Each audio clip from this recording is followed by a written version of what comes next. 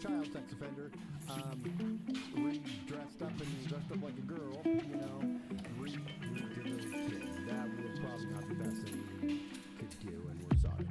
That was great. They nailed it.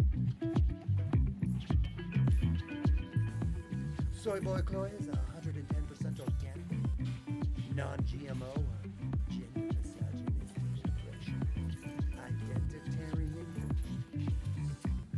And there's no need for anyone to think that is unacceptable.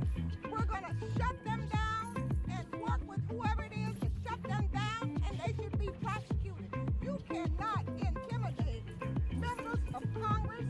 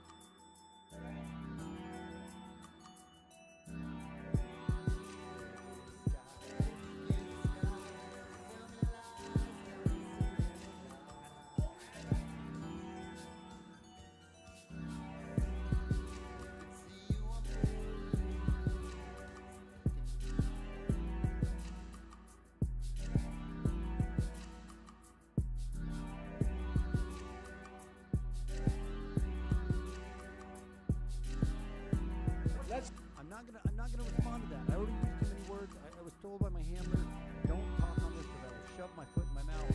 Just don't do that. Just move on. Just move on.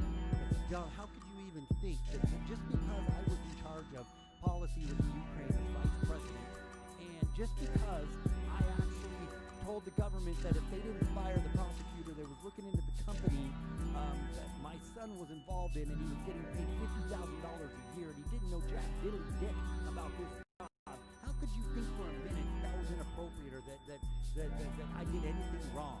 Even though I sat and I bragged about the fact I got this guy fired, and I told him I wasn't going to give him money unless they did what I said, how can you think that I did anything wrong? This is just such a dumb question. And it can't believe we're entertaining. And all these other social media platform people say they struggle with figuring out where the line is and how to, we remove hate speech, but we also want to promote free speech and discussion. It's very simple. It's very simple. All you got to do is follow the Constitution. Follow the Constitution. Follow the Bill of Rights. Follow the First Amendment. Be elected president. She said said that if she is elected president, she will give Congress 100 days to act on gun control. If they don't, she'll take matters into her own hands, she said during the CNN town hall. Wow, that doesn't sound like a dictatorial response, right? That doesn't sound like a very democratic position to have.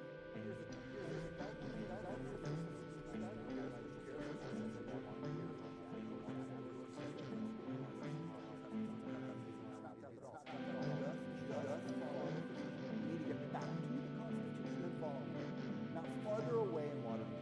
You know, well, I'm pretty sure she came out against Trump when he said he was going to take executive action on the wall, right?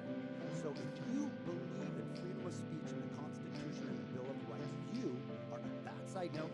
The Democrats months ago were saying there was no crisis at the border. Now read the headlines. There's a crisis at the border. Anyway, evil piece of crap. All right, let's move into the dehumanization stage, right? Not somebody. It's like the dude, you know, just totally covered up a can of salt or you know, drop the end. I'm just jumping in. Early Sunday, a shooter opened fire in Dayton, Ohio, killing 9 people in the city's Oregon district, a popular downtown area. 2 freaking conservative tweets. So there's this sweet little article. It says campus police chief. Pretty interesting that we can compare these 2 different shootings because they happen so closely. At 2 minutes and 38 seconds. So here we go, right? Which helped, as she's going to mention here, black and brown people. So we won't get into that either, but I'd like to just make that note that that's just hours before on Saturday, a shooter opened fire at an El Paso, Texas shopping center, killing at least. There's an issue of public corruption in New York State. And is there an issue of public corruption in New York State? Well, that's right. So apparently, Snapchat is stepped on the social justice warriors' ding-dongs or peanuts or what have you. Apparently, Snapchat's new gender swap filter is causing problems for the social justice warriors. Snapchat's bothering the warriors. An anarchist, right? He's this anarchist, socialist. How social justice has become a religion. It's quite literally a religion, and I know religion. I was raised in the church. I went to Bible college.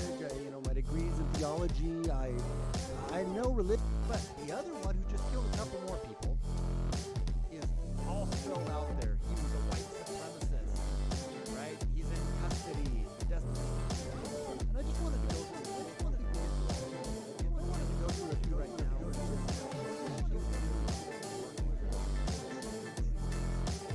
Transracial and transgenderism and the similarities I see between them.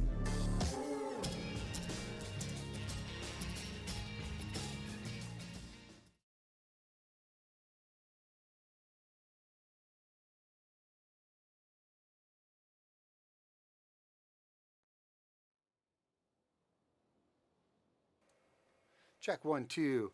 All right, everybody. Hey, thank you. I know you're going to hold firm with me here. I'm going to pull in my guest. We were having some problems on our back end of getting him on here, but I'm going to mute you for a second so you don't hear his phone number. 1 second. I'll be right back with you.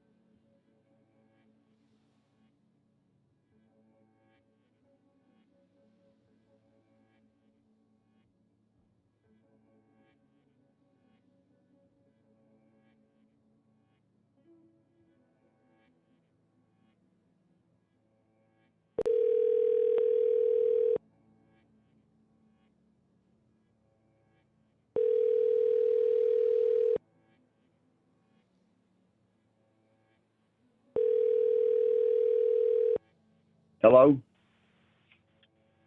Yeah. Hello? Oh, so we're not going to do the video?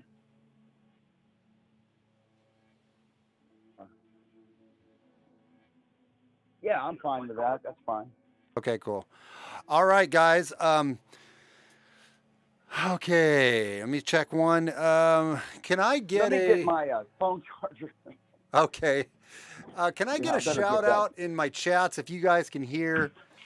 If you guys can hear Dan, if you guys can hear Dan talking, Dan, can you give a check on there? Testing 1, 2, 3. All right. So if you guys could hear that, we can hear the phone, but can't hear you, SJG. You can't hear Wait. me? No, they can hear you. They can't hear me. They'll be able to hear me. Oh. Now they can hear me. You can hear me, right? Everyone I can can hear hear you. me. You can hear me. Can everybody out 5x5 on Dan, but not on me? What about on me? Nobody, you guys can't hear me? Okay, hang on. I gotta type this in here. Can you hear me? Question mark. I hear both. Hearing both. Yes. Okay. Good. Yeah, we can hear you both now. Okay. Good. Sweet. Well, guys, we planned on having. Let me turn these lights on here. It's a little dark on my face there. We planned on having Dan Golvach on with his beautiful face, man. That sexy hunk of burning love. But you know, this is the problem with guys that are that Dan's the older, more mature generation. Not that you're that much older than me. You're just a few years older than me. But you know, they're Well, I not. don't feel a day under 112. The technology side of things just doesn't quite. They really kick them in the ass, so to speak. So. It does. Oh man, well, I wanted to have you on so I could share some, but you can probably watch, Dan. You might want to like even throw on the maybe throw on your YouTube if you're sitting in front of the computer. That's If you didn't, exactly what I'm doing right now. yeah, and throw the YouTube on. That way you'll be a little bit behind, but that way when I'm sharing, if I share any articles or whatnot, you can at least see them that way. Since I can't share them with you. The other way, you know what I mean? I guess you did. Did you see the screen when on the Zoom call when I shared it with you? I just couldn't see you, but you could see my screen, right? No, they were both blank. Oh, okay, all right. So yeah, Dan couldn't. We're gonna have to get him get his system figured out and up to snuff. But how you been, man? I think it probably works better than the Dominion voting machines.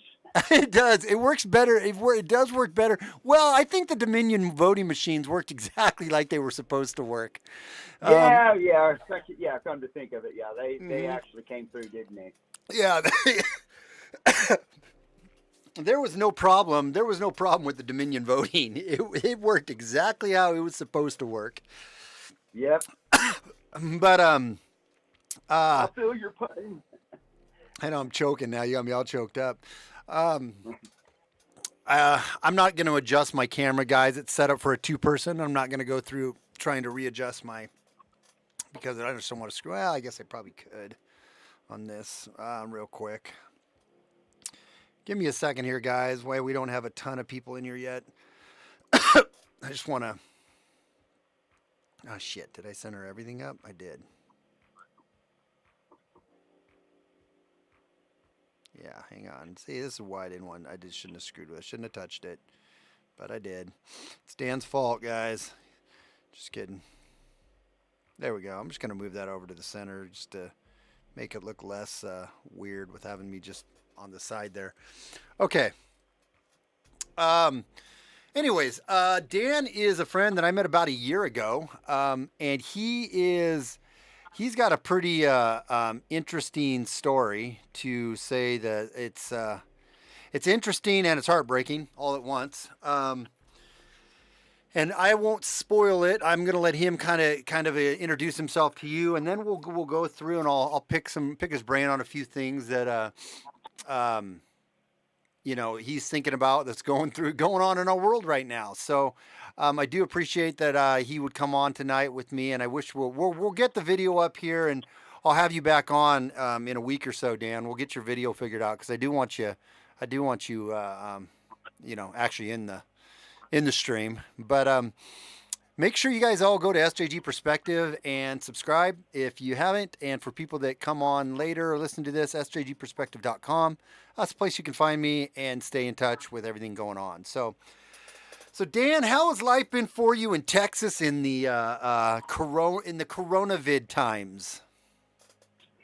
Well, you know, me being a professional musician, obviously, it's created a situation where a you know, significant portion of my venues have either gone under or, you know, it's just I would normally be doing 4 or 5 gigs per week this time of year, but it's really down to 2 or 3. Wow.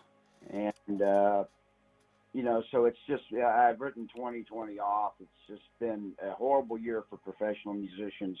Yeah. It's just not, you know, the same thing with you know, I teach music and at a little school, and it's really, it's just a very anemic time for the music business. Yeah. No, I know. I have friends around here that do the same thing, and I during the summertime, I'm a musician. I don't gig anywhere anymore. I used to play out at little clubs in here and do little things here and there, but you know me now. All I do is my parodies, and you know I crank out 1 or 2 originals here and there. But I did do weddings in the summertime for a friend of ours that have a venue out here in the country, right? And they have a beautiful, gorgeous facility, 10 acres, just a great, amazing property. And they do weddings out there, and they usually book about 15 weddings a month. Or not a month, I'm sorry, a season out there from, you know, basically during the summertime up through maybe October, June through about October, maybe May through October. And they usually get 15, 16 weddings out there. And, you know, they charge a decent amount. I mean, it's a very large chunk of their income, you know what I mean, at their place. And they got Right. 4 this year. They got 4. And Yeah. even those 4 were pared way down, and it was just shocking to see what it was doing. It done to them too. Now they'll survive it and they'll make it through, but it was just a travesty, man. And now we're here in Oregon. We're going back into a lockdown starting Wednesday. We're going back into, well, they're not calling it a lockdown because they wouldn't want to. That lockdown is such a strong negative word. So our wonderful governor, Commie Kate Brown, is calling it a pause. We're going into a pause. So Yeah. it's How about a timeout? yeah, I know. Like we're bad kids. You're going to a timeout. We're putting you in it. You guys haven't been good, Yeah. and this fake virus is starting to get, scary again, according to us. So you're gonna get put in the corner and a timeout. It's But our Bills won't take a timeout. They won't be put in timeout. Bills are not going to take a timeout, and but you know that's okay because the people who are doing this, they bill. What are bills? They don't have bills. They're flush. You know, they're beyond flush. So it doesn't affect them. They're essential. Yeah, exactly. No, it's oh man, and we could make this a little bit because I know you've done a lot of research on this stuff too. We can. It's pretty open. I mean, I want you to share your story, and then I just had a few articles that I wanted to talk about or bounce around. But really, I just wanted to get them on and get your story out there to these people, but to my audience. But it's really this COVID stuff is absolutely insane. I mean, I know we've been saying this over and over and over again, but the longer it goes on, the more I learn about the studies on masks, the more I learn about the actual coronavirus itself, the studies on the therapeutics, everything about it, and the deep state actors that are behind it, the elite that are behind all of it. It just makes me really, really angry and really shocked that more people haven't really caught on yet. Yeah, it makes my blood boil. It really does. It's so surreal. I can't believe. I mean, I'm 57 years old, and I can't believe this has happened in the country I grew up in. It's just so devastating, and it's Steve. I walk in the wood. This is for sanity's sake. I walk my dog. I live in a very close to a very wooded area, and there's creeks and rivers, and and I I like to get out and walk for about an hour, hour and a half every day, and I see people off 100 yards away from anybody with their masks on, or I see them in their car with the window rolled up and the masks on. I think it is really, I don't know if it's become a fetish or if people have just been so conditioned or terrified into what it's a form of slavery. Yeah, it absolutely is. It's slave face diapers. That's what I call them, and I don't think there's any valid or great data that really shows that well, number one, I don't, the whole criteria for determining what is a COVID death, are we distinguishing, are we dying from COVID or are we dying with COVID? And if they're counting the latter, that seems like a pretty, obviously that's a pretty misleading number. Yeah. And of course, they're using it for political, it's weaponized politically. And I think they're going to take it as far as we allow them to take it. At some point, I have had some instances where the other day, I've initiated it a couple of times, and I've had other people initiate it a couple of times where I'm in the Kroger's grocery store here, and I'll see somebody take off a mask and a couple other people, and it kind of catches on. And I've done it a few times, and we're making eye contact, and the message is take these things off and see what happens. And I think that needs to become viral. I'm hoping that there's an organic movement, just because we're not going to be allowed to communicate and coordinate this via the internet. Right. So I just hope anyone listening out there that we either have to put an end to this. It's probably going to have to be an organic movement to just say no, we're not doing this anymore. And like you and I, we talked earlier, and I told you about the situation where I work, and I won't wear it, and let the ball. I don't want to live like this. No, I would rather take my chances and get the stupid virus than live like this, because it's not living. It's like something out of a Twilight Zone. It is. We're living in this dystopian future that we've watched on Black Mirrors, and we've watched, like you said, Twilight Zone, and we've watched on these apocalyptic movies, and it's literally becoming every day more and more reality with the AI and the technology that they're rolling out. And really, when you said they politically exploited this, well, they did, but people need to understand, and I think people do. They need to see that this wasn't just about the election. That was just a bonus. That was just rolled out as a bonus. They're so conniving, the people that rolled this out. They knew it was going to serve all of their purposes. Whatever. I had Dustin. I had Dustin on last Friday when you couldn't make it, and he was. It was a really fun. It was a fun interview. Now we both know Dustin's take on it is it's like Donald is in the bag, and I think that might be. I think you and I are a little bit back and forth on that. Like Donald's in the bag, but I don't know, is he in the bag or he's just a useful idiot or what's going on? And when I say that, it's not because I go back and forth, man. I go back and forth on thinking. Is he really fighting for the people? Was he a useful idiot? Is he in on it? Whatever.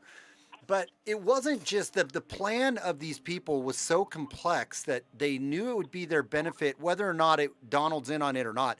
They knew they could use this for the show to get Donald out of office. That would subsequently rally up all the MAGA troops and cause greater division. But really, ultimately, this is about ushering in a new paradigm and this great reset, Agenda 2030.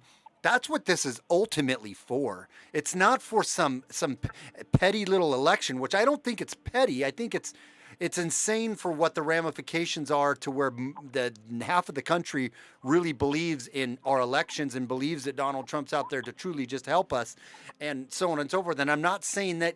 I'm still not convinced he isn't. I really, and Dustin would be so ashamed of me, but not really. But I'm honest about it. I go back and forth on exactly where I lie. I just know that I don't have any misgivings or any doubt in my mind when it comes to this COVID that the powers that be set this up to change our world, not just our country, our world as we know it.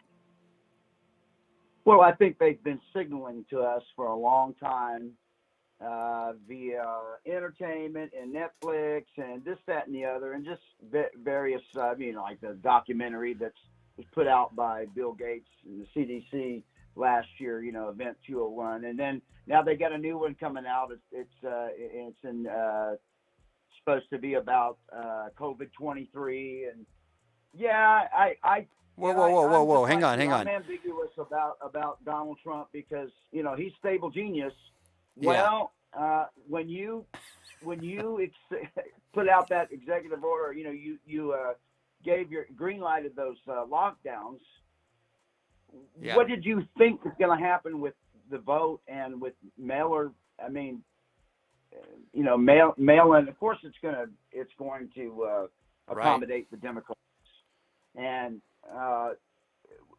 when you let Fauci get up there on the podium and take control of the show, I mean, do you think he was a MAGA guy? Or, I don't know. There's just a lot of questions, and I'm like you. I went ahead. I'm not going to lie. I went ahead and pulled the lever again for Donald Trump. Of course, I've never voted for a Democrat in my life. Yeah. But I really have to ask myself. You've hired one swamp creature after another. You hired John Bolton. Yeah. Okay? Now, and of course now there was a situation that happened here with Maria Espinosa in District 7 here in Houston, in Texas, where he backed a swamp creature that was very pro open borders, and it's a long story, but I guess he can always fall back to the excuse, well, I was under great pressure, and he may be, and it just may be that, look, campaigns are expensive and the devil's rich, all right? And the Washington, D.C., in my opinion, is really just a plutocracy. And it's like you say, it's like we've joked with you and I and Dustin that it's really WWE wrestling. Yeah, no, it is. A lot of yeah. And so now we're going down this road, and there's a lot of create chaos. Understandable. Because believe me, I'm just as pissed off as you as in regards to the way this sham election.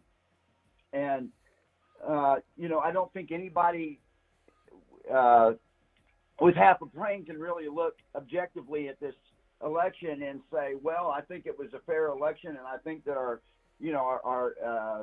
representative Republican is intact. I don't think that it is. I think that it really looks more like a banana republic to me. And personally, Steve, I think that not only are they not really trying to hide it, I think they're going out of their way to make sure that we see it, because That's in what my I think. mind, the message is coming from them as, hey, we just want you to know this is not your country anymore, and you don't call the shots. You don't have a voice. Yep. No, I think the same thing, because I've been thinking about like these election machines, right? And these certain sloppy moves they have made that it makes it clear that there was election fraud and election interference, right? It's clear as day. And I think to myself, the people that planned all this out, are they really so smart to plan all this out and yet so sloppy to leave those many breadcrumbs, to expose that they left it out? Or not are a they? chance. No way. So what they're doing is they're like, yes, we did this, but we want you to know we did it so that you guys will fight amongst, because you're also going to be too dumb to understand. Instead of coming together and coming after us, you're going to fight yourselves and think that you're onto something. I kind of just been bouncing that whole theory around, going, there's no way they left these breadcrumbs if they didn't want us to find them and fight about them and get more division. It's all about division. The more division you create between the people and the country, the easier we are to control. And ultimately, that's the only way you really can make us fail and fall, is if you create enough division that it crumbles the nation.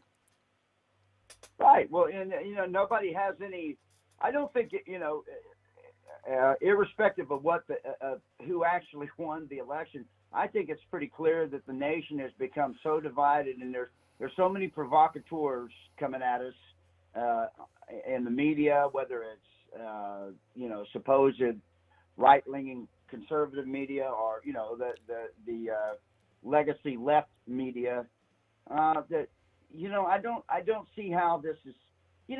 For example, I see Joe Biden. He gets up on the podium to his acceptance speech, even though there's not been anything certified yet. Right. But the media has certified him, I guess, and so many people believe that's what the media's role is. And he says, hey, it's time to heal. Well, I'll tell you what, Joe, when you can bring my son back to me and breathe air back into his lungs again, then maybe I'll heal.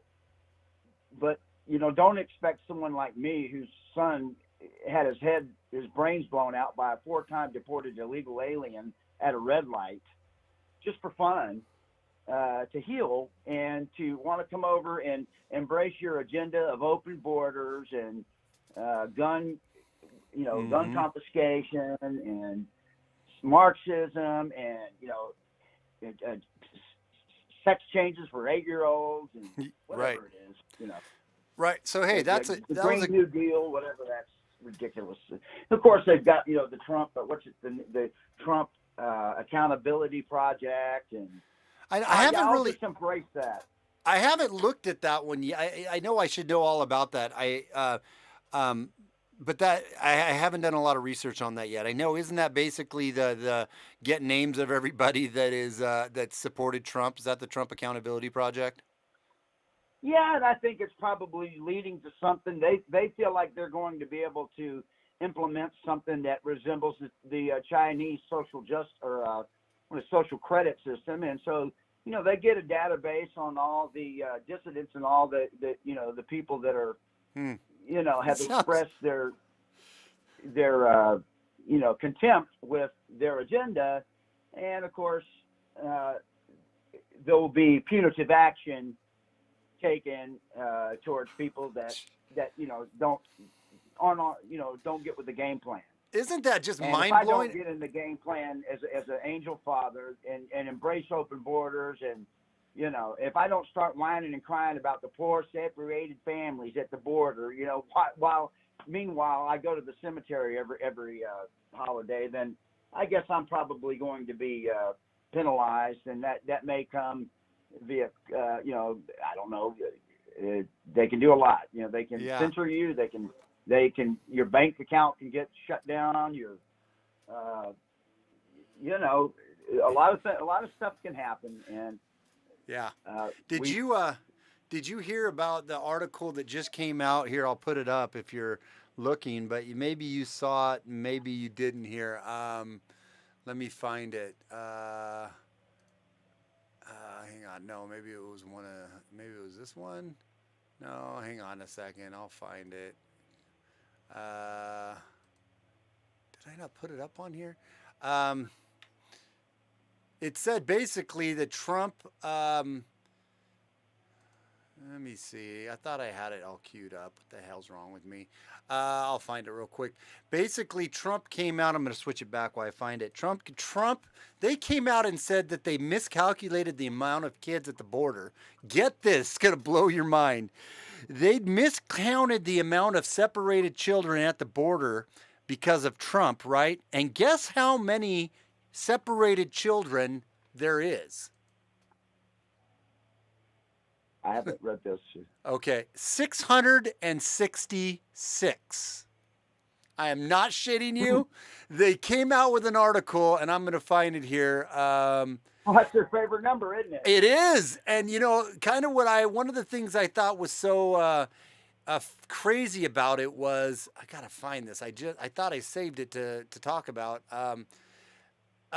Is that it's like, can you get any more blatant with trying to tie Trump, this psyop that's trying to program people's minds into thinking that Donald Trump is the devil, to where now you're saying he separated right here. Here it is. Let me open this up. Here it is. Let me go back here. Yeah, get this. Lawyers can't find families of 666 migrant kids taken from their parents at the U.S.-Mexico border by the Trump administration. 100 more than previously reported. And my whole thing on this is, number one, we know all of that is bullshit, that Obama was doing it just like Trump, and that it isn't him, that a lot of these families that they don't talk about is the families back in Mexico. On the legit cases, the families in Mexico don't even want their kids to come back because they want them to be able to stay in the U.S. for a better life. But regardless of all this, I think the bigger story here is how they're tying that. It's a psyop. This is all, they do it constantly. And you used to be called a tinfoil hat conspiracy freak if you pointed these kind of things out.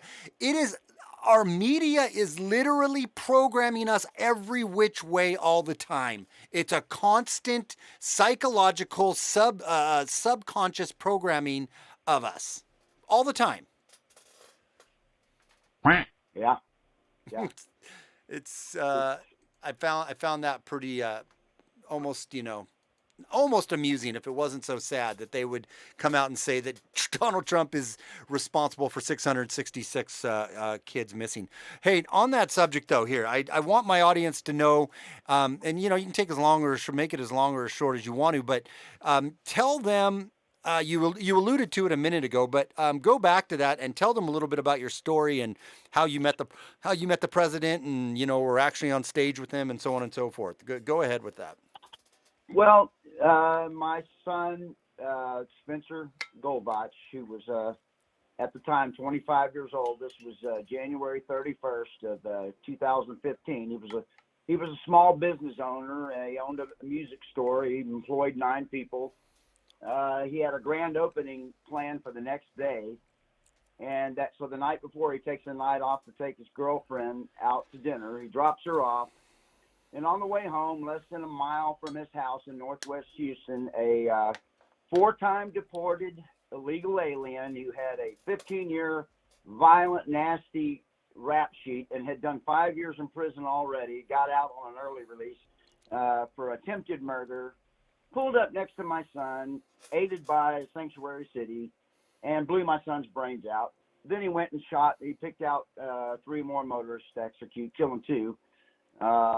And then he duked it out, or he had a exchange with the Harris County Sheriff's Department deputy, and we were spared a trial because he got sent to hell that night. But I have to, and since then, I got involved with Maria Espinosa and the Remembrance Project, and through Maria, we met Trump, and we did a bunch of we did some campaign things with him, and then I went and met him after he became president, and did a basically it was a photo op in the White House, which I didn't mind doing. I mean, I was trying to help you. Okay, if this helps. But yeah, that's what happened, and for the past nearly 6 years, families like mine, you'll hear the media go on and on about the poor little kids separated at the border, but you won't hear. I mean, let me ask you this: what border does Spencer's mother or me? What border do we cross to reunite our family? Yeah. And why is that never talked about? Why is that what Joe Biden has to bring up? In his acceptance speech. And they just, we are told. And the other day, I don't know if you're aware of this, but Angel Families got banned from Twitter. I've never tweeted in my life, so they didn't ban me, but I just, they don't What? want us talking about it. I mean, our stories are like a crucifix to a vampire with those people. Yeah. They don't want to talk about it. They don't want to face us. They don't want the public to know that there's thousands of us. Yeah. And, So they banned Steve, they banned the Angel families off of Twitter? yeah. That is just so insane. I bet you the Malcolm X crowd is all up there though, right? Or the what's that Oh, one? yeah. The- You can have, you can have all kinds of, hate groups. divisive rhetoric coming from the left and basically, white privilege and just in whiteness, all that kind of stuff, divisive type of stuff. That's fine, but I can't even go on a social media and talk about my son getting his brains blown out by a 4-time illegal alien without being labeled a white supremacist, racist. Yeah, Nazi. You're a complete alt-righter. How dare I? I mean, how Right. dare I complain about my son being murdered by an illegal alien? How vile and racist am I? Yeah. Let me ask you. I want to go back to something you said. You said early he was convicted or arrested on attempted murder and had an early release. Yeah, the guidelines for sentencing was supposed to be 20 years, and he did 5. And what happened was he tried to kill another when he was already in jail. He tried to kill a rival gang member, and he did it right in front of right in front of everybody and the jail the prison guards. So it was, it's not like he could deny that he did it, but because he went in front of the judge and said, yeah, I did it, the judge gave him 5 years. And then, so as soon as he was let out, they deported him for the 4th time. And of course, he turned right back around and came up to the sanctuary city of Houston and set up shop. And, the gun that he used to kill my son was taken from a burglary. No gun laws would have stopped him. Right. The gun laws that we have in this country aren't targeted for people like him. They're just targeted at us. Right. So, yeah, criminals aren't going to go and go through the background and do everything they have to do to get a gun. No, obviously they're getting their guns, and with the hundreds of millions of guns we have floating around, there's no shortages of guns that criminals are going to get. Even if they took them away from us, they're always going to be able to get. You can still, albeit it's harder. You can still get your hands on guns though, in France or in the UK or in, I would even say in Austria or Australia. We got Rational Wrong Thinking here. He's my buddy that is over living in the land of the authoritarian right now in Australia. I mean, they're way worse than us. I don't know if you've been following that at all, but Australia is even way worse than but I think it's the blueprint. I think it's what's coming.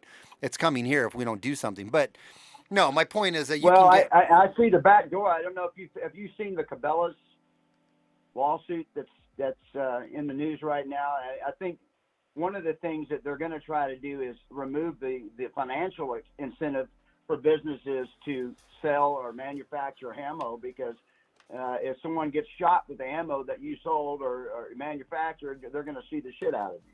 So wait.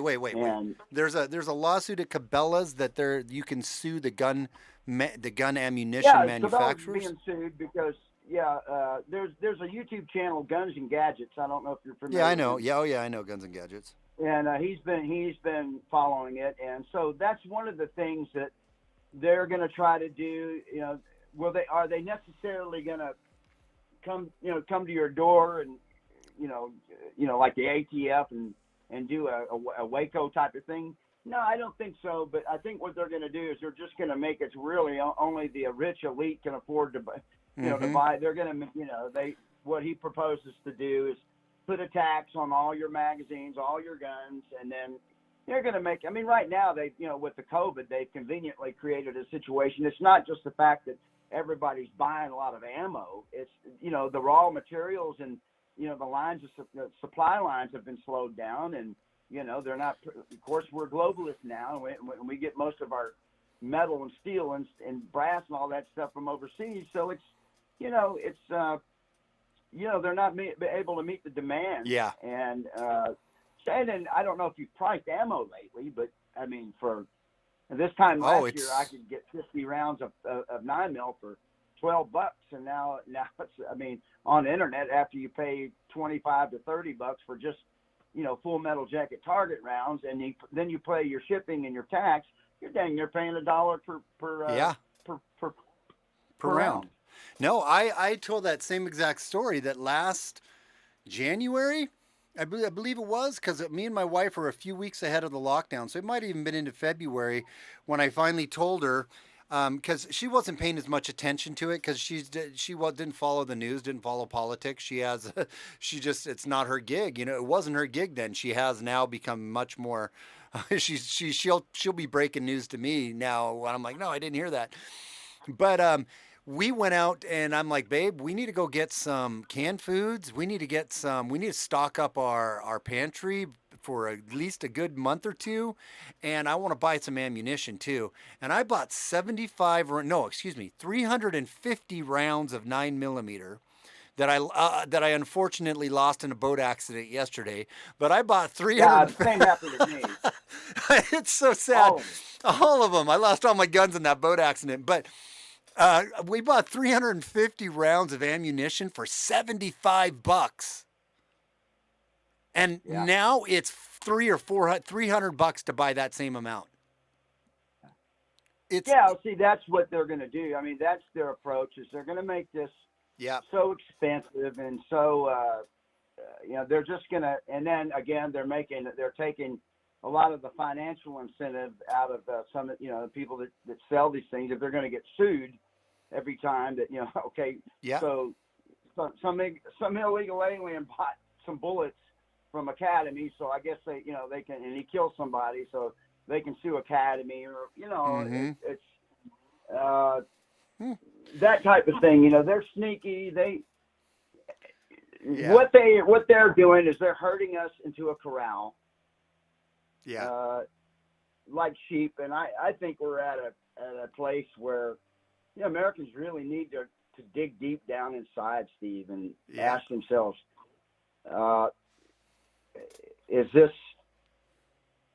can this continue to go on any further without,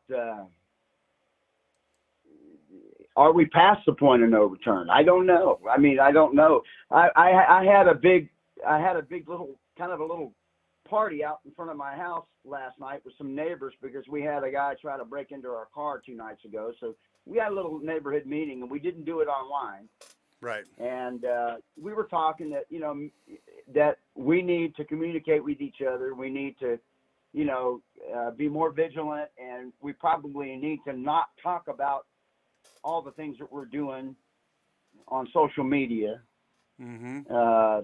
And I just, everybody I talked to was feeling the same way and having the same thoughts that you and I are having. Of course, if you follow the media and the news media and all that, it would lead you to think that there's something else. But I really think there's a colossal amount of people that are feeling and thinking and are at the same place we are with this, which is, okay, this isn't political discourse, or this isn't being the loyal opposition. Now we're just being chumps. Yeah. And how much longer do we want to do this? I mean, at some point, when do we collectively say no? I agree with you. The sad part is, something really bad is gonna happen, and the Band-Aid is gonna have to get ripped off for people to really wake up. And then I believe that, but I believe we rebound somehow, some way. I just can't tell you which way it is or how, but I know the human spirit won't be kept in captivity forever. But I just don't have a lot of hope for society and our people, because they're so goddamn brainwashed on everything. And you know, the crazy part is they still call us conspiracy theorists. They still mock us. They're like, okay, well, I'll Google that quote or I'll Google that statistic, and they're like, oh nope, that's been debunked. Google says it's all been debunked. And what they don't realize is Google is the master rewriter of history right now. They are suppressing, removing, censoring any opposing narrative to the mainstream. So you can't even back, unless you are going in. I don't know if you listened to the Corbett report with James Corbett or Yeah. Corbett. Yeah, okay. He talks about the Library of Alexandria. He's got a video a month or two ago. Library of Alexandria is burning. And that guy is I love listening to him. He's like one of my favorite, like just I mean, he's always ahead by, you know, a month to a year to 2 years down the road to 5 years down the road. He's just stupid smart. But it's a funny analogy. But he talked about the Library of Alexandria burning, where it's any article, web pages, PDFs that are online right now that go against the narrative. They may still be up there right now if you know where to look to get them, but they're systematically getting deleted. And even on the Wayback Machine, you know, the archiving websites are starting to lose articles that have been archived. And you know, his whole thing is save the books. Like, and so I've been doing this lately. I've been saving. If I read an article I like, I download it and I save it. And I've been putting it into a hard drive, you know, and he's basically like the videos that are out there that are go against the narrative and that you see them, download them, save them. If you read an article, save it. You need to save this stuff off of the web because it's disappearing. And that is legitimately true. Oh, I feel like the internet has been there's an old saying, and we've been sleepwalking into a surveillance society. Yeah. I think the internet, when you consider that it's controlled by a relatively small group that is, you know, ideologically monolithic, apparently, that's a pretty dangerous situation to be in, because they are the town square now. They are the way that we communicate with each other now. So for us to coordinate or do anything that we would need to do to resist, we're depending on a medium that they control. Yeah. And that's you know, I hear people talk about civil war. I don't think there could be. I think as soon as there would be any kind of movement towards that, it gets shut down. Yeah. Well, on that note, I want to actually tell my audience too right now.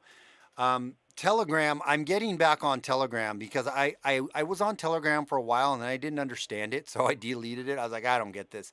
It's basically an endpoint to endpoint, an encrypted endpoint to endpoint messaging system. And a lot of the influencers or creators are starting up Telegram accounts where you can have up to 200 subscribers in a group, and it's encrypted allegedly. And I think it's true, but I mean, I guess we also don't know how deep the NSA goes, but it's out of the reach of social media. It's out of the reach of big tech, and it's supposed to be end-to-end encrypted messaging. And so they took down all the Stop the Steal, the Facebook and Twitter accounts that were organizing for the Stop the Steal movement. Well, they took all those down, right? And they immediately censor anybody who tries to organize the Stop the Steal movement going on to try to stop the CIA stolen election, which I'm like, I think you're fooling yourself if you think you can do that, but I'm all for it, and I'd love to be wrong, and I'm not saying don't try. I'm just trying to be a realist here and say I don't think it'll work because they control everything. But he didn't send it to me, but I wanted to make this announcement that everyone needs to go to Telegram Stop the Steal. Let me see if he sent me the link yet. I don't think he did. Yeah, no, he hasn't sent that link to me yet. But if you download Telegram and you Google Stop the Steal or hashtag Stop the Steal on Telegram, you should be able to find the group.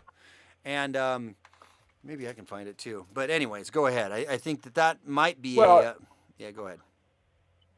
my neighbors, because I've had a lot of experience, I've had the experience that they haven't had. And of course, I came across that experience, not the way you want to come across, meeting politicians and, spending time in Washington, D.C. and kind of getting in the minutia because I lost a son. But they asked me, I said, I personally think that, if we as a community here, if we start communicating with each other and watching each other's back, then that makes a difference for our community. And as far as a national movement, we just have to hope that other communities are figuring this out as well. A lot of this stuff is going to be local. I mean, it's local organization, local communication, and I think that's, if we can find some, like you're talking about, some electronic means of communicating without being censored and shut down or tracked or whatever, then that's great too. But we definitely are at a crossroads, Steve. We are at a point to where I don't even want to get into the. Some people say this is just about implementing Marxism and collectivist government and so forth in social justice, and I'm very skeptical of that. I really don't think that the people that are at the top of the pyramid are particularly Marxist or capitalist. I think they just use chaos and create chaos for the purposes of, it's a Hegelian type of thing, and it dates back to Nero. It's an old tactic. Yeah. Right. But I think there's a much darker agenda. I think it's a global communist. Ultimately, no, you're right. It's the oligarchy. That's that technocracy of the ruling elite of the world. It's the people that laugh about it. And I don't know other way to put it, but it's kind of that old. I was going to say the Illuminati, but really what it is, it's the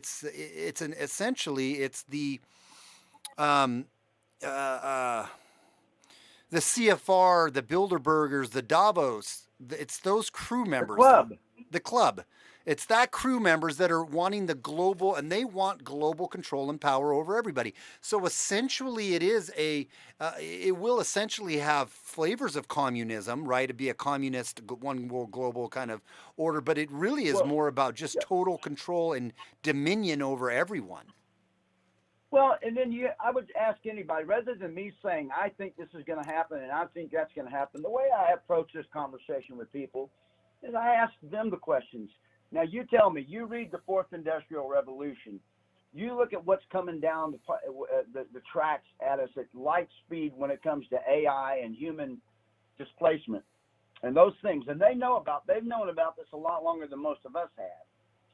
And you ask yourself, when singularity, I guess, are we past singularity now? Or, I mean, I don't think we're at well, officially we're not, but yeah. Okay, but when this happens, and I don't see how we stop it, and I think they're asking themselves, the club, they're asking themselves the questions, well, we got what used to be a workforce that was an asset, and now they've become liabilities. Well, what do we do with them? Oh, yeah. Now, you've heard them talk about universal income and things like that. And, right. But, I mean, you hear them constantly talk about, the need for population reduction. And it's just, and I think you can't be cynical enough or suspicious enough about these people. Look at the things they're willing to do. Do you think that if in the pursuit of their utopian idea of the way things should be, that you really think that they're going to be altruistic, or they're going to just try to do what's right for everybody? Or do you really think that it could be the case that they're trying to get us as defanged or as shackled as they can, because when they need to do what they need to do, we don't have much by means of any sort of means to resist them effectively. Yeah. And you just have to ask yourself this question. Now, maybe I'm thinking too far ahead, or maybe I'm just thinking, maybe because I'm a mourning father, that I'm just, my thoughts are just too dark, and I have too grim of a view of humanity and what human nature is. But I just asked the question, what are they going to do with all of these people, billions of people that don't have a job, that have been replaced by a machine that can do that job a lot better and a lot quicker? Yeah. And we're not talking just blue collar jobs. Yeah. We're Well, no, talking about. You're 100% right, and actually, that kind of, we're useless eaters to them at that point, And like there was this, I don't know if you heard this, but this was another little quick headline I was going to cover today about Joe Biden's coronavirus. Oh yeah, check this out. I don't know if you heard this. Let me switch over to this article. Joe Biden's coronavirus. Let me pump this up so it looks a little bigger in the screen here. 1 second. Okay.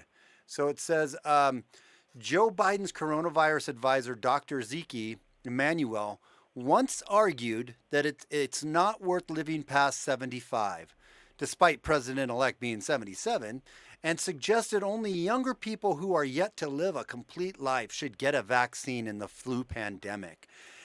Well, number one, getting your effing flu or vaccine shot's not going to do your body any good at all in any way, shape, or form. But that's a whole different question. That's a whole different argument. What I feel like how this kind of ties into what we were talking about is how there's going to be too many people around, and they already are now Biden's coronavirus advisor basically is saying, hey, once you're over 75, you're not worth anything to us anymore. And that mentality goes along with this global mentality that is like, once you have everyone on a UBI and you have useless eaters out there that aren't doing anything for you, what do you do with them? Well, you give them the Gates vaccine, and you make sure you kill them off pretty quick, and you make sure that you sterilize a good portion of the population. Is this Rahm Emanuel's brother? It is. I think it is. Well, then he's changed his position because, a few years ago, he was quoted that he felt like moms should be able to have abortions after the birth, after the child's born. They should be able to make that decision. So I guess he's changed his opinion about young people being able to have their lives. That's interesting. Yeah, no, that's what I'm saying. Somebody that thinks like that has that much power and control over our lives, is making decisions. You really have to think about this. And I can just tell you that from my perspective as an angel father, here's one thing I know, and people can think what they want, but this is what I know for myself. Our government doesn't love us. No. They're not in business to serve us. Nope. Again, I keep this mantra going. Campaigns are expensive. The devil is rich. And it's just, we have to collectively, I don't want to, a lot of people think that if you speak out against the government, well, you're being anti-American or you're being unpatriotic. After all, I mean, we're America. How could America would never allow that. Oh yeah, we would. Yeah. We do. America are not Americans. Right. And not really the Constitution, but people that we've allowed to circumvent the Constitution and get in control, killed my son. I've always said my son's killer was just a foot soldier. The generals and the commanders are in our courts and are in our halls of Congress, and probably most importantly, they're in our chambers of commerce, and they're in the banks, and they're in the people that control the politicians. Right. Right. No, And it's definitely a uh,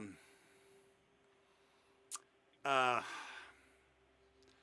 don't know. It's a very sad, crazy time right now. And I mean, it's hard not to get worried about the times we're living in with the yeah, leaders that we have around us. I try not, I want to stay hopeful and positive, but it's, if we're being honest, it can be tough at times. And I know you're a believer. I'm a believer. We have our faith, but it's still, with that aside, it's still, we're living and our feet are on the ground in this world every day. It's still hard not to get to know for our, I have a 14-year-old daughter that I'm like, her life in this last year has been turned upside down. She hasn't been able to go back to school. Luckily for us, we have some property here, and her friends come over. And shortly, a month after this whole thing kicked off, and we realized it wasn't anything to be stressed about, we were having her friends come over with their dirt bikes, and they could ride around in our backyard and do, hang out on the quads and motorcycles and walk to the park. And we absolutely, I told her, because she said somebody at the park months back had told them that they need to have masks on. And I told her, no, you don't. You do not have to. And if they have a problem with that, you tell them to come talk to me. They do. hey, I'm the same way. I have students that, I do a Monday night thing. I did it earlier. I have a School of Rock thing, and these kids, it's 3 teenage girls and 2 boys, and they've all been isolated. They've all been, and I told them, you guys, if you want to wear a mask, you can. If you don't want to wear a mask, don't do it for my benefit. I'm not wearing one. Yeah. Okay. But what is so sad, and what really hurts me the most about this is what you just pointed out is, kids are social creatures. Well, we all are, but kids really need to have time with other kids. Yeah. And they're all being deprived of that. So when they come for this 1 hour of turning the computer off, turning the phones off, and playing Led Zeppelin or a Beatles song or something, they're so happy and they don't want to leave. And it's so sad to me. It's so sad that what's happening to kids with all this. And it's so sad the current trajectory of the country, what's in store for them. Yeah. And that should make every parent. I still have, children and grandchildren, and this should make every parent and grandparent livid. It's not. We do have our faith, like you said, but there is such a thing as righteous rage. I mean, there's a reason to get mad. Living on the Jones plantation is a reason to be mad. There's a biblical reason to be mad. Yes. Isn't that a great little video, that little Jones plantation video? And that's, if people think that we're not on the Jones plantation, I have to ask them this. Let's look at this Dominion voting fiasco. Well, it's known that, Nancy Pelosi's chief of staff is a big investor in this. If they're tied to the Clinton Foundation. Where was the GOP on this? Why would you let a blatantly ideological company take that gets software in China? Yeah. Take control of our 1/3 of our of the election in the United States. Where was the oversight? Where were the dissenting voices on this? Where were they? Where was Trump even on this? Hey, you can't put those. We can't take this company. This company is questionable. They're tied in with the Clinton Foundation. They're tied in with Nancy Pelosi. Why are we going to allow them to implement their technology to oversee our vote? Yeah. Where were they? No, well, it's again, it kind of goes back to this deep state cabal that is pulling all this on everyone. They're not even trying to hide it anymore. They're not even trying to pretend to hide it. If you have any kind of an eyes to hear, it's what the Bible says, ears to hear, and let them hear, eyes to see, let them see. I mean, if you have any kind of an ear to hear, you see what's going on, and that they literally are laughing at us. But there's those people that are driving around in cars with masks on, that are walking out in a park away from everybody with a mask on. They have no clue. Their ears are completely closed. The cognitive dissonance is strong with them. And so, it's to where they have no ability to think rationally or critically. But that's that's the life we're living in, is that they literally want to show us what they're doing, but there's going to be people who see it, and those people are going to be the ones that raise their voice about it, and those are going to be the ones who stick their head up above the tall grass, and these sons of bitches are going to be the ones that's like, okay, there's one, snipe them. Get them out of the way. We need to clear out the people that are sticking their head above the grass and saying, wait a minute, there's something not right here. You know, they want to take them out, and then the people that are below the grass, they leave be. But here's what we need to realize as a people. If we all stick our heads up at the same time, they can't snipe us all. They may take one or two of us out, but if we all stand up, see the sniper, and bum rush him, we can get them. You know what I mean? We can do it.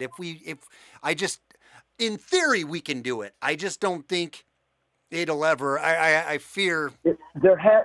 That's the upside to Biden being, if he gets installed, if there's any upside to it at all, it might be just the catalyst that is necessary to get people to stop believing in the false messiah of the GOP. Yeah. And understand that, look, the system is so wrought with corruption that we need to have that organic moment. I mean, I think we should all pray. I definitely think there's a spiritual, God guide us, coordinate us, and we need to also be practically doing everything in the material ready, physically, that we need to do to defend our way of life, to defend our families, to defend our property. Because I guarantee you that this bunch, one of the things that they've tossed around, they don't like private property. Like, for example, and right now as it is, that private property is kind of a myth, because I live in Texas, the big red state, Texas.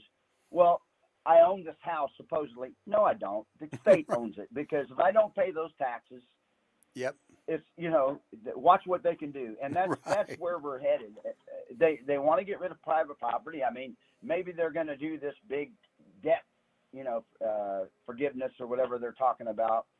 And they just, the bankers take over all of our private property, or, we don't need, that will be considered, not polite in a polite society, as the AOC would describe it, but we're at that point. We need to be talking to and use this crisis with the election, which is obviously a fraudulent election, right? To light the fire, mm-hmm. to get people away from watching their enemy on Sunday afternoon on the NFL, and coalescing and working together on a local level, and to whatever extent you can further out on the peripheral from that, but to understand that we're under attack. Yeah. They can call it if someone would have said 2 years ago, oh man, the cabal, they're gonna do a pandemic, a scandemic, and people are gonna lose their jobs and businesses are gonna close, and we're all gonna have to wear a mask, they would have called you a conspiracy theorist then. Oh yeah. But oh yeah. I would say, look around you. I mean, they're doing this. They're doing this right in our face, and they're not trying to hide it. Yeah. No, I know. I know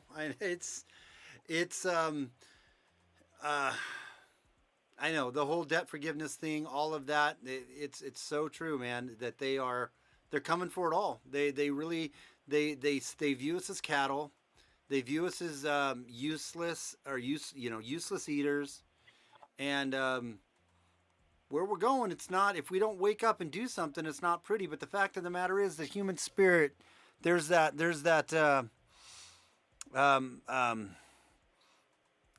I don't know what the word I'm looking for here. There's that equation of the human spirit, right? That element in the equation of the human spirit that says, I won't be controlled, right? I'm not going to be there. There comes a time when it breaks, and you will take this much and no more. I don't know where that point is. One of the things I hope ultimately does come out of this what's the thought I had a minute ago when you were talking is, if the elections don't get turned around, which I don't have a lot of faith they're going to, I want them to, don't get me wrong.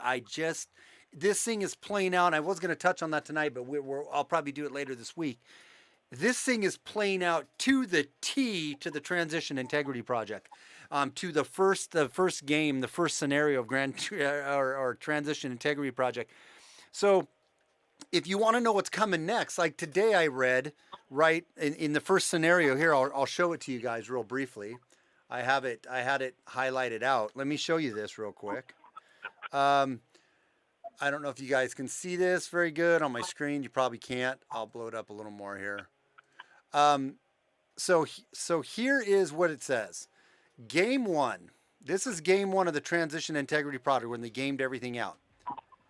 The first game investigated a scenario in which the outcome of the election remained unclear from election night through the gameplay.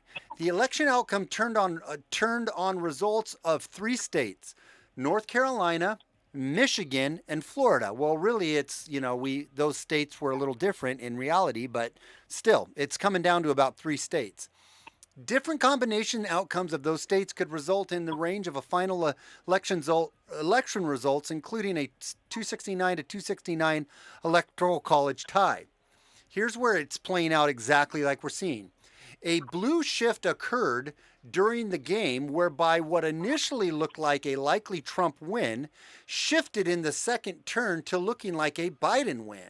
What happened? Exactly this. That's exactly what we just saw on election night. It looked like Trump was going to win North Carolina, was going to win Georgia, was likely going to win Pennsylvania.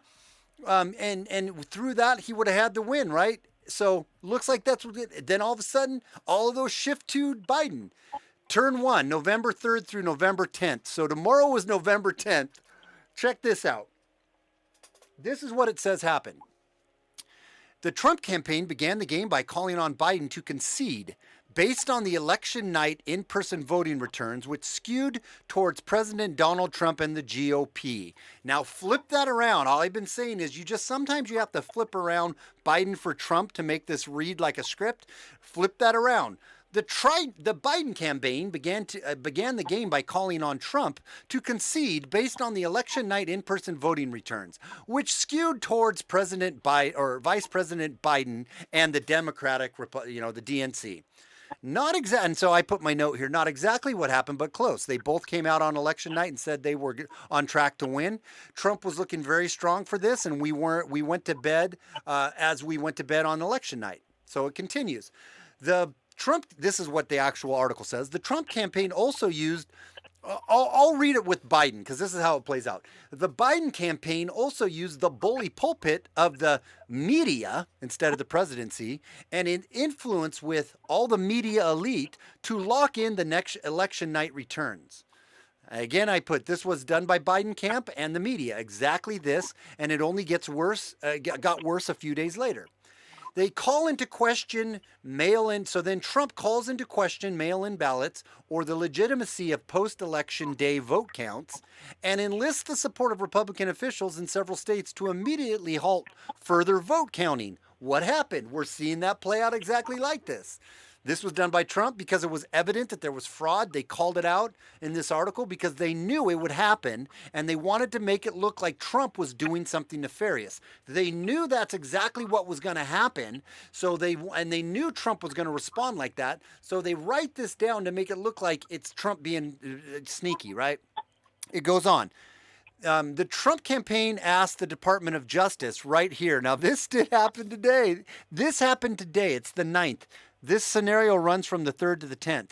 The Trump campaign team asked the Democrat of the DOJ to deploy federal agents. Oh, no, this didn't happen yet.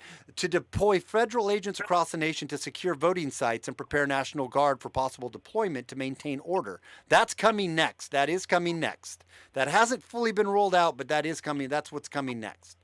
Here's where I wanted to say that happened today. This happened today.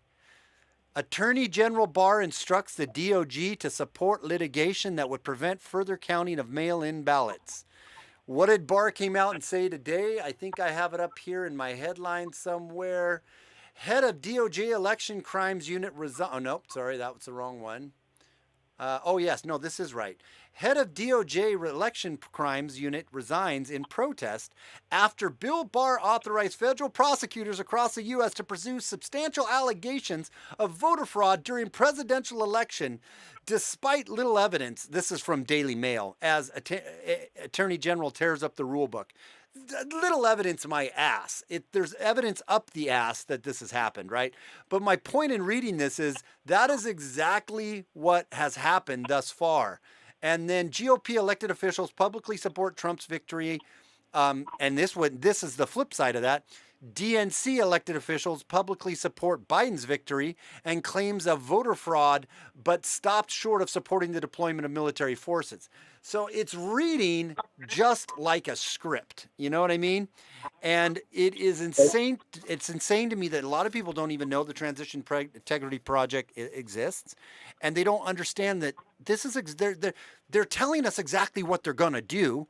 And for those of us who know, we know it, but the majority of the people don't, especially on the left. And if they do, they don't want to admit they do. But anyway. Yeah, well, that's I said they got this new Netflix. They do this. They do this with entertainment, with the predictive programming. It's a thing. It really is. And I've heard all kinds of theories as to why they do this. I mean, some of them are pretty outlandish. I mean, I don't know. What's his name? The Alex Jones guy says I don't really subscribe to him, but yeah, I don't. I've heard it put forth that they do it because they believe that it removes them from the karmic wheel, or they're relieved of karma if they're going to do something bad, and they let you know that they're going to do it ahead of time. Well, whether or not that's true or not, I don't know, but they sure do seem to. That's the only thing I can say is they tell you, irrespective of why they do it, and they do let us know. Yeah. And if you really watch them, they always give you a hint as to what's next. And now they got COVID-23. Yeah. Coming out on Netflix. I forget the name of the series, and it's talking about, we're talking about, you think the lockdowns are bad now. This is where, there's strict martial law, and you can get shot for leaving your house, and, people starve. And I don't know why people think that this couldn't happen, that this type of dystopian nightmare couldn't happen. I mean, eventually, for number one, if you get enough chaos going on in the cities, and if you're a trucker and you're a guy that you supply food to you're going to want to take that truck out. There's a lot of logistical things that could be interrupted by what's on the horizon here. Mm-hmm. And people think, well, you go and go get, I've got some of that 25-year food, and I've got about 3 or 4 months of food, and I've got water purifiers and things. But look, I mean, if the supplies lines get shattered, and you got truckers that don't want to risk their life driving into a city with all these mobs, and you see what they do, right? And it's probably going to get worse. I mean, either way this thing rolls with the presidency, it's going to get bad. Mm-hmm. I mean, if he's able to pull this off in the courts and by some miracle retain his presidency, what do you think they're going to do then? Oh yeah, no, I know. He'll be JFK'd if that happens. Yeah, I mean, I've never been one to advocate that patriots and conservatives should go downtown and with their ARs and meet these people head on, because all you're really doing is creating a gold mine of optics for the leftist media, and look, let's face it, all these Antifa goons, that you're just be playing whack-a-mole. I mean, they got an endless supply. We really need to go for the purse strings on this. The people that are paying for all this. Yeah. And no, you're absolutely right. I gotta wind it up here real quick though, but I wanted to touch on that there is a guy named Tom McDonald who sings the song "No Lives Matter," and it's if you guys don't know who Tom McDonald is, I'm gonna let me pull this song up, put it in the link for you guys. No Lives Matter, Tom. I'll put the link here for this song. You guys need to go and check this song out. Um, he's a rapper, but man, he's good, and he's so speaking. He just spits so much truth. But basically, he says the same things that they've got us so fighting one another that we won't focus on them. It's kind of like my song "Rise Up," right? That I wrote, which is the same message that, and it's on my website. You guys can download it if you want to. It's $1 or whatever you want to donate to it. But it's not the final mixed version. I was gonna get Dan. Dan is this guy you're talking to or we're listening to is a fantastic guitar. Like he's a melt your face guitar player, but we never could get connected on that. So I had another friend do a guitar solo on that, and I can't wait for you to hear it, Dan. You're gonna like it. I've got to get my studio back online up in. I want to coordinate. Or I got. I wish I could fly down there. I wish I could fly down for a weekend and help you get it all set up, because I would love to collaborate with you. I would love that. I had a tech, a kid that was that set up my whole studio. He was sort of my tech guy, and he just disappeared off the face of the earth. And so I'm sitting here with this monstrosity that's, I'm a blues guitar player. I'm not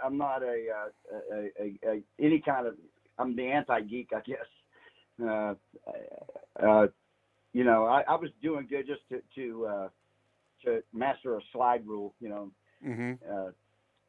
As we experienced earlier. I'm just not real savvy on all this tech stuff. It just, well, I'm going to get you up to speed on some stuff that we can do online. It's through I forgot the name of the app, but it's I can't think of but we can do it online where I can upload a track online to the cloud, and then you can actually go in there and even put some filters and put some plugins on it to kind of get the sound you want, record it, and then I can download it back down into my Cakewalk studio and mix it and master it and record it just how I want to.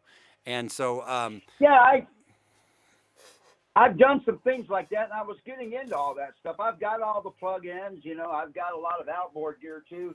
It's just, I did the things with the Dropbox. I did a whole lady's album that I never met in person. I did all of her backtracks for her, but then I lost the boy, and when he was murdered, everything just, I really never have felt inspired, I guess. Yeah. And I just kind of, how it is, you kind of don't use it, you lose it. I need to find a reason. I need to get back into it. I don't know why it's sort of painful. Yeah. A little bit. Sort of painful. Yeah, it might be because, my son was into all this stuff. Yeah. Well, hey, thank you so much for coming on tonight and sharing your story, and then also your perspective on some of these things. I think it was a good show. I think my audience really enjoyed it and appreciated it too. Come on. Yeah, I want to have you on as a regular, and I'm doing Absolutely. it. I'm doing Monday, Wednesday, Fridays now, and I'm getting serious about being consistent. And I don't care if I grow or shrink. I really don't. I've let go of the desire to want to have this huge channel. If that happens, great. If it doesn't, I just want to have a worthwhile show where I'm doing some stuff that is that's just fun and it's enlightening, and it's informative. And any closing thoughts from my audience before we get off? Yeah, I would say this, Steve, that irrespective of what your numbers are, the fire has to start somewhere. Mm-hmm. That it has to.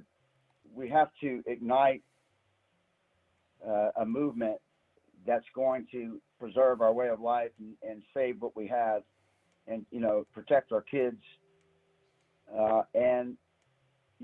We don't have all of the. We don't have the backing of the cabal and the tech giants and the mainstream media. So we just have to use what means that we have available, and we have to just show up and do it. And then, I mean, for me, like you said earlier, I mean, I'm not trying to spoon feed anybody religion, but for me personally, I think that you do the best that you can do with what you have, and then you turn it over. And then you just, it's kind of like, that doesn't mean you don't do stuff and you just sit around and, okay, but you do the best you can with what you have to work with, and you pray every day and ask for guidance, and then what you can't control, you have to give to God. I mean, that's what I've had to do with my son. I couldn't tell anybody 5 or 6 years ago when this happened, how am I going to get through this? My son just had his brains blown out. Yeah. And there's just certain answers to questions that you're never going to be able to have. But that doesn't mean that you don't continue to put one leg in front of the other and fight for the things that you know are right. And just that's I think that's why we're here. We got 70 or 80 years, however long we have, to learn how, hopefully, to learn how to do the best we can, and then turn the rest over to God. And, and be good to those. Be good to those around you. Be good to your family. Absolutely. Be good to the stranger you come across. As long as they're not a Black Lives Matter person punching you in the face, and still be good to them after you've neutralized the threat. But no, joking aside, be as loving as, and this is something I really fail at and I want to be better at. Be as much of a loving person as you can, and be aware, open your eyes, and understand the times and the situations around you. And also, just, if nothing else, even though you may not be able to fix them all, knowing what's going on, I think, is so important, and not being, just a clueless dolt, So yeah. Well, guys, I appreciate you all hanging out with me. We had a good crowd in here tonight for the majority here, and next time we'll have Dan's. He really actually he's much better looking than me. That's why I wanted him on just on the phone tonight, because I didn't want him stealing my thunder. And it's so funny. I had a guy the other day comment on one of my videos. Goes, "Are you gay?" I'm being serious. Are you gay? I'm asking for my protection and for yours or something. And I'm like, what the? I don't really think I come off as a gay dude, but hey, you know what? Whatever, to each their own. Maybe, I don't know. Maybe it's just because he just was hoping I was, because I'm so stunningly good looking. But yeah, no, I'm not. But I'm back to the point I was trying to make is we'll make sure we have your system up and working next time, so you can be on with me. Absolutely, yeah. All right. Well, Rational Wrong Think, that'll be enough from you. You're Australian, so that doesn't, your comments aren't needed. We know that Australians in generally have a running IQ of about 67 on a good day. So I know you're slightly above that average, but still, we don't need any lip out of the peanut gallery. Gayer than the front row of a Wham concert. That's what my buddy Rational Wrong Think just said. He goes, "You're gayer than the front row of a Wham concert." That's pretty funny, Rat. I will have to give that to you. But anyways, I appreciate everyone hanging out. Dan, thank you so much for being on with me tonight. And we'll be on again Wednesday night. And I think Rational Wrong Think is going to be my guest either on Wednesday or Friday. He has such a great perspective of what's going on in Australia. And as much shit as I give him, he's actually a pretty smart guy, which is shocking, again, because he's Australian. So tune back in on Wednesday, you guys. I appreciate it. It's been a lot of fun. And until next time, it's SJG Perspective, and we will talk to you later. Have a good night. See you later. Bye. Take care, Steve. All right, man. You too. Hang on one second, Dan. Have good fun.